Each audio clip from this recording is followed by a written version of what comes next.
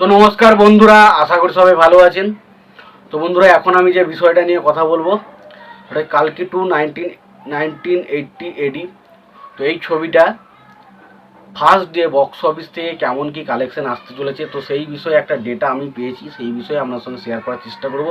তো দেখুন, এটা কোনো অফিসিয়াল আপডেট নয়। অফিসিয়াল আপডেট হয়তো 12টা 1টার সময় আসবে, তো সেই সময় আমি হয়তো ভিডিও এখন পরে বানাবো। হয়তো রাতের দিকে আমি আপডেটটা পুরোপুরি অফিসিয়ালটা দিয়ে দেবো। তবে আমি এখন মোটামুটি একটা প্রেডিকশন দিচ্ছি, কেমন কি কালেকশন এসে সেই বিষয়ে একটা প্রেডিকশন যদি দিই। তো দেখুন, আমি যেটা বলবো, ছবিটা যেটা ভেবেছিলাম সেই লেভেলের হয়তো কালেকশনটা একটু কমেছে, বাট কালেকশনটা কিন্তু বেশ ভালো একটা কালেকশন হয়েছে। তবে ছবিটা নিয়ে কিন্তু অনেকের মধ্যে ভালো, কেউ ভালো বলেছে খুবই, তবে কেউ আবার ছবিটাকে মিক্স রিভিউ দিয়েছে। তবে ছবির মধ্যে অনেক ফ্ল থাকলেও মেন যে বিষয়বস্তু সবাই যেটা থেকে চমকে গেছে সেটা হচ্ছে ছবির ভিজুয়াল এফেক্ট এবং ছবির অ্যাকশন সিনগুলো, এবং যেগুলো খুব বেশ ভালো। কারণ ভিজুয়াল এফেক্ট এই লেভেলের ভিজুয়াল মানে ভারতীয় ছবিতে ভাবা যায় না। তো সেই জিনিসগুলো আমরা এই কালকি ছবিতে দেখেছি, সেটা কিন্তু বেশ ভালো। তবে এবার আসি ছবির বক্স অফিস কালেকশন কেমন হতে পারে। তো ফার্স্ট ডে ছবিটার বক্স অফিস কালেকশন যেটা ধরা হচ্ছে, ইন্ডিয়া থেকে নেট কালেকশন হতে পারে প্রায় 97 কোটি টাকা। আর যদি আমি সেটার গ্রস কালেকশন করি, সেটা হচ্ছে 120 কোটি টাকা মতো পড়ে। আর ওভারসিজ থেকে মোটামুটি ধরা হচ্ছে ফার্স্ট ডে কালেকশন 65 কোটি প্লাস আসতে পারে। এবার যদি কালেকশনটা আমি যোগ করি, তাহলে সেটা হচ্ছে 185 কোটি প্লাস কিন্তু কালেকশন আসে। এবার যদি আমি ডে বাই ডে কোন সোর্স, কোন জায়গা থেকে কেমন কি কালেকশন আসতে পারে সেই বিষয়ে যদি ডেটা দিই, তো দেখুন, আমার যেটা ধারণা, এই ছবিটা তেলেগু স্টেট থেকে ফার্স্ট ডে কালেকশন করতে চলেছে 66 কোটি প্লাস কিন্তু কালেকশন করতে চলেছে।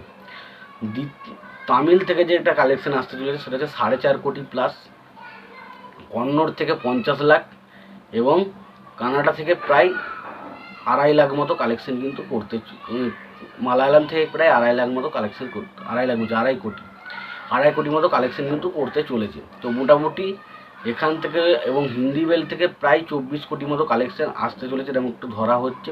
তাহলে সেই কালেকশানগুলো যদি আমি যোগ করি, তাহলে সেই কালেকশানটা ধরা হচ্ছে 97 কোটি প্লাস কিন্তু শুধুমাত্র ইন্ডিয়া থেকে নেট কালেকশন করতে পেরেছে।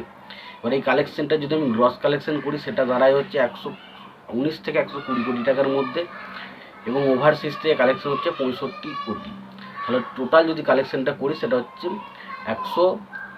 185 থেকে 190 কোটির মধ্যে কিন্তু ছবিটা অলরেডি ফার্স্ট ডে কালেকশন করতে চলেছে, এরকম কিন্তু ধারণা করা হচ্ছে।